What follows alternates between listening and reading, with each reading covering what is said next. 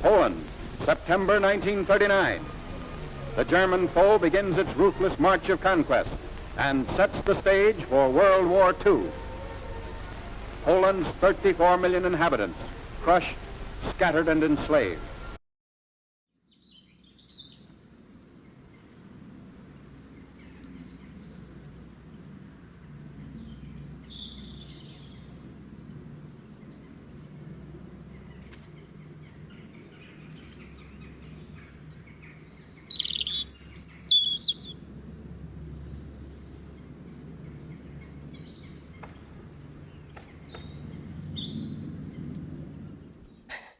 I don't know, when you told me that this was going to be about Jaji, I started thinking a lot about him.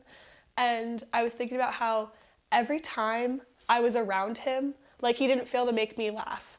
Every single time I spoke to him, even if it was a more serious conversation, he had something funny to say. He had something to say to make me smile. He always made me feel safe, and he was very comforting to be around. I always knew that our conversation, whatever conversation we were having, it could be about something really, really stupid or silly or serious. It didn't matter, but I knew that that is exactly where he wanted to be in that moment. He wasn't the kind of bubbly where it was like loud and annoying. It was like very witty, and you wouldn't expect that from someone who had gone through what he had gone through. He welcomed me into the family with open arms and loved me like a daughter. Then I miss him.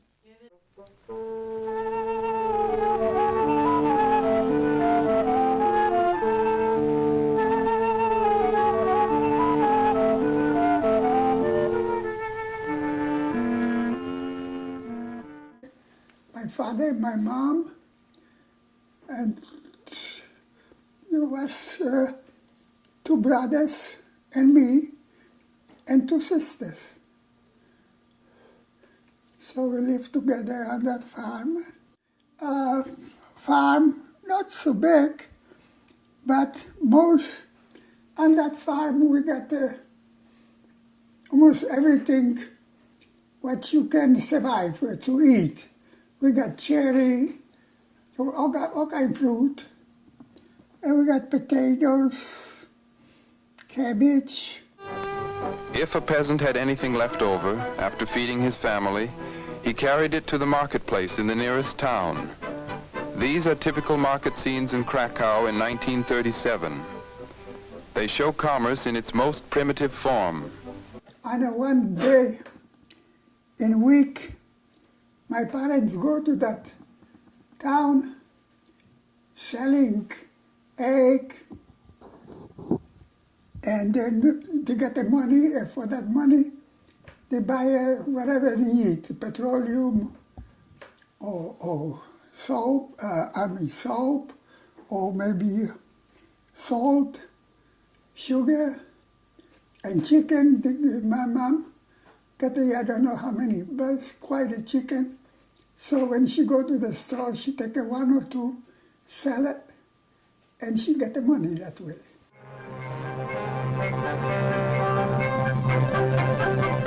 Let's take a streetcar ride through Warsaw as it was then.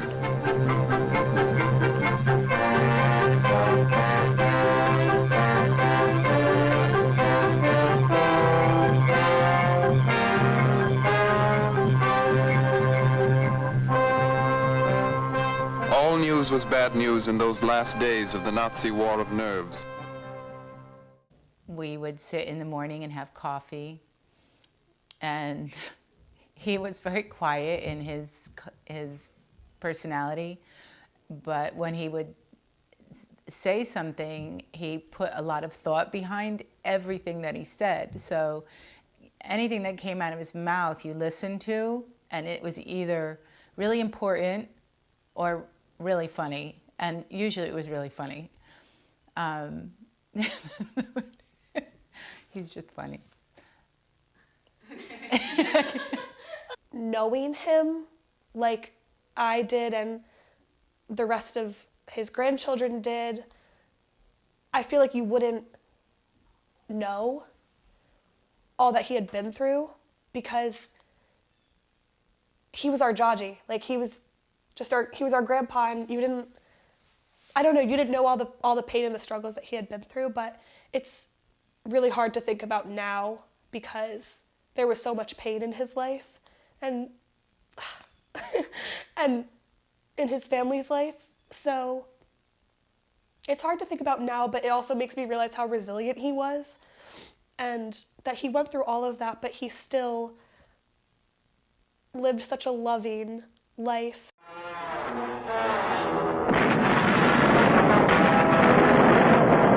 On September 1st, 1939, the weather perfect for mechanized warfare, Hitler unleashed his blitzkrieg.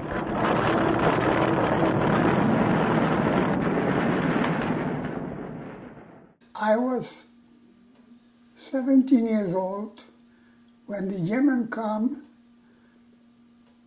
to attack my brother, Henry, and he was married, and he got a wife and child. And then there was like panic in the family, in the house.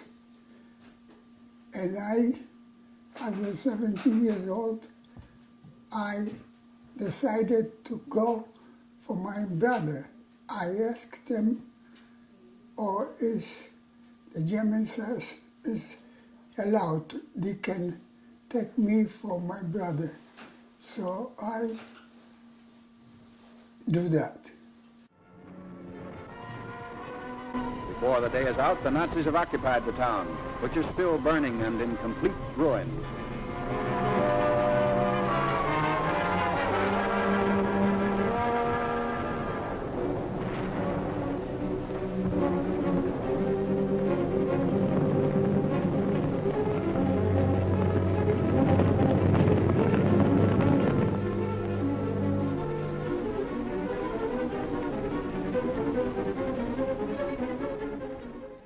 I volunteer going for my brother to save my brother, to stay with his wife, with the child. But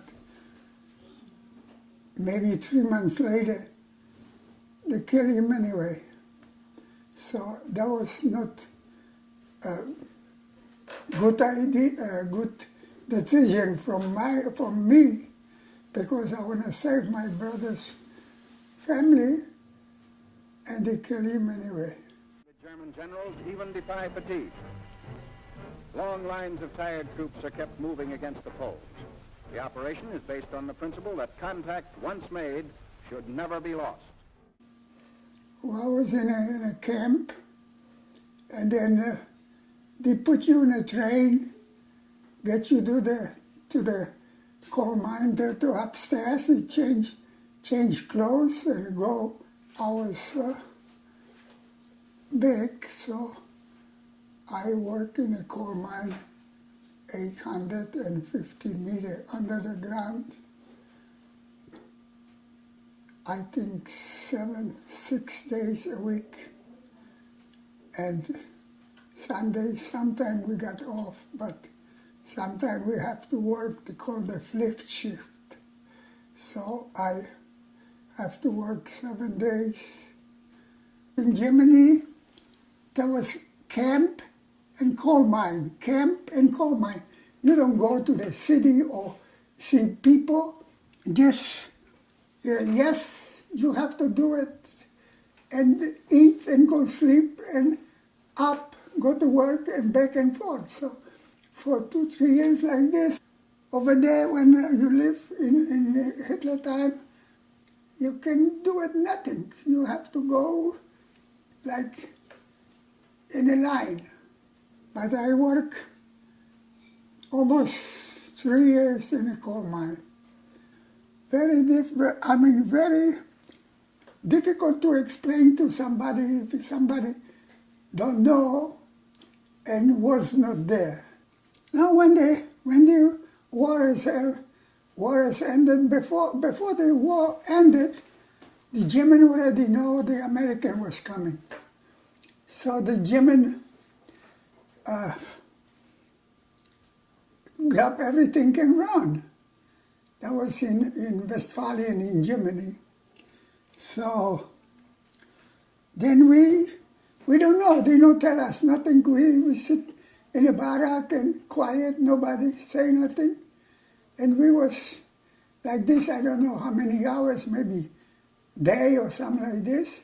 And then we come out, it's no more German. And no German, no American. And maybe a few hours later, the American come and they got us.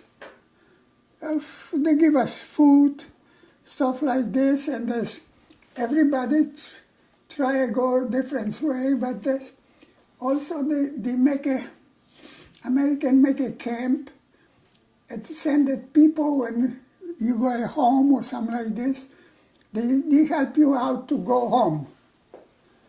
So I decided to stay with the American, so I joined civilian guards by 12 Air Force, and I spent it 3 years, maybe 4, and I become sergeant, was making money, good life. I mean, good life, you have to go in the nighttime, we was watching the German for a while, because after the camp was empty, the German goes to the camp, and we was the guards, you know. I don't know, I was scared going home because, you know, that was very bad that time. They offer you, if you be good, you don't get in trouble, you can go to United States. And that happened to me, I don't get any trouble, so I come to United States. So I'm still here.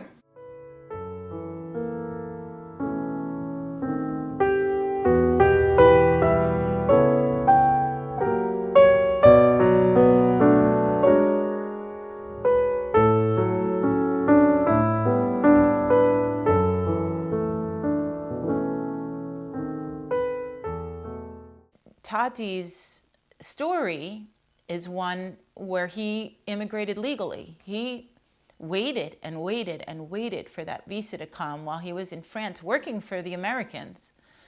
You know, basically being an American in France and wanting to improve his life and knowing that if he stuck it out there and he didn't go home, I picture him doing that. I picture him waiting and waiting and waiting for that visa, like maybe next weekend, maybe next month, it'll come. And when it came, his captain told him, you better get on the train because your flight leaves tomorrow from Germany. He had to get on a train from France to Germany to catch that flight here to the US the next day. And he came with no money, very, you know, limited English, and made his way. Yeah, Jaji loved America, and he loved being in America, and he loved American foods. He loved American music. He always bought American, like on labels, what would say made in America. He always looked for that. He wanted it to be made in America. He was very authentically American, even if he wasn't originally from here. You know, my father viewed himself as an American, even though he was proud of his Polish heritage. He was extremely proud to be American, you know, to become a citizen, and he was so proud of this country, and fully understood, because he lived it, what the opportunities are that this country affords, and that if you are willing to put in the effort, that you can achieve almost anything that you want, and that's not the case everywhere. You know, Europe, when he was young, didn't, with everything that was going on there, didn't afford those opportunities, and he dreamed, and he saw the U.S. as a place that you did get those opportunities. It was this kind of land of dreams, across the ocean, it wasn't, it's not like in a movie where you have everything at your fingertips. You have to work hard for it, but he worked hard for it, and he achieved his goals and then some. And I identify as an American, or just like an extension of that story, because I was able to watch, the way he and my mother worked, and what they did to achieve the lives that they created, and for themselves and for us, and try to kind of live in that same way.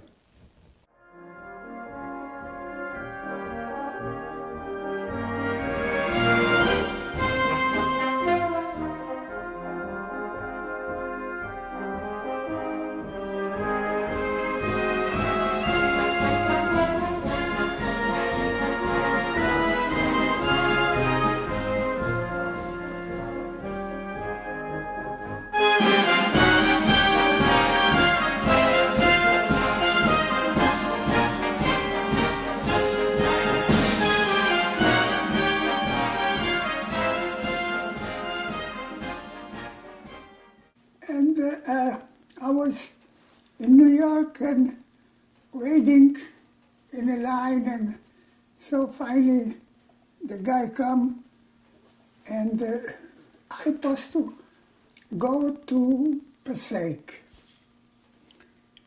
And I have to get my own transportation, but I don't know nothing about America or something like this. So two of us was coming, and we come to Passaic, and they give us address where we have to go, and we went. We got a job in a major car shop. They make a railroad car. So that was my first job in this country.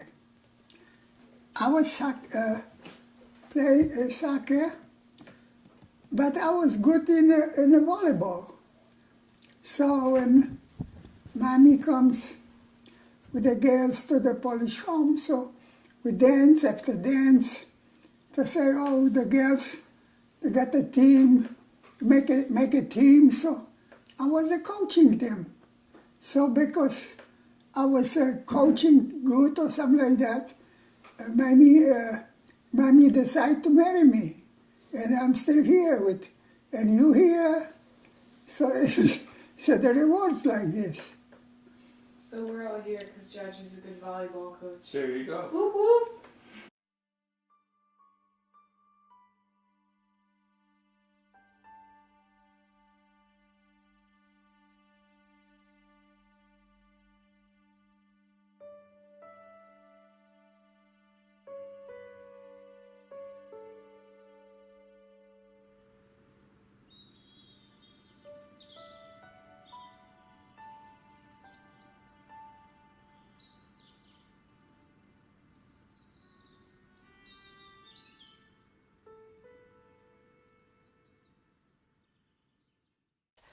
I mean, obviously he was born in Poland. He grew up in Poland. That was what he knew, and that's his culture. And it makes me feel so connected to him when we carry on those traditions that we do, and on holidays and eating Polish food, and all the things that we do just makes me feel closer to him. And especially since he's passed away. It makes me feel so connected to him. Tati made me love this country. I already loved America, of course, and I appreciated all of, the wonderful, things that it affords us. But to see somebody who came from poverty, who you would think had every you know, every single thing in the world was against them. And then, you know, as a teenager, to be a prisoner of war at a labor camp and to climb out of that horror, and then, you know, all he wanted was to come to America. He knew that he could do something with his life here. And he struggled. And it is the American dream. It's exactly what our, you know, what the Statue of Liberty says, you know, the huddled masses, like, welcome them. And he was running from, and at that point, maybe people in America might have thought, well, he's not running from anything now. There is no war there anymore. He definitely exemplified the American dream because he had nothing. He had a little opportunity because of what was happening in Europe at the time. And he came here with a dream and this vision of what the United States was and the opportunity you'd get there. And that if you worked hard, you can have dreams and realize those dreams. And he did that. And he did that. He worked hard. And to his dying day, he said that he exceeded what his dreams were. You know, and this country gave him that opportunity. And he achieved it because he worked hard. He was a hard worker and was able to do things and live a life that he couldn't have imagined where he was from. So he definitely lived the American dream, and he understood that he did. Tati is still here. In his children, I see his love, his sarcasm, his calm. In his grandchildren, I really see his love because he had a way of letting them all feel special. Every single one of them probably thought that they were his favorite. And even if they were in a crowded room with each other, they each thought that he loved them the most. His legacy is our family. And he was born in Poland and he went through everything that he went through, but he came to America and he built his life here. And he started from nothing here, not much. He didn't know anyone. He built his life and left his legacy here and with all of us.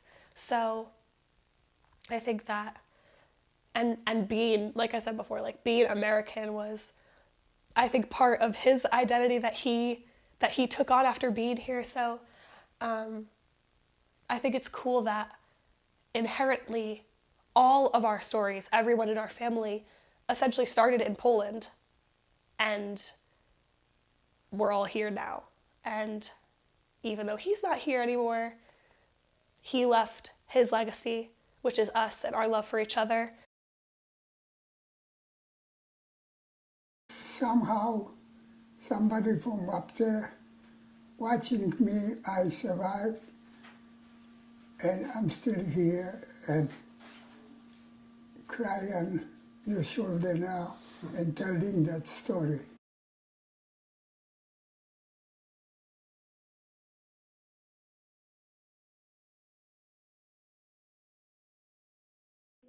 Hey, Katie, we got a whole bunch of donuts over here. You want to come down?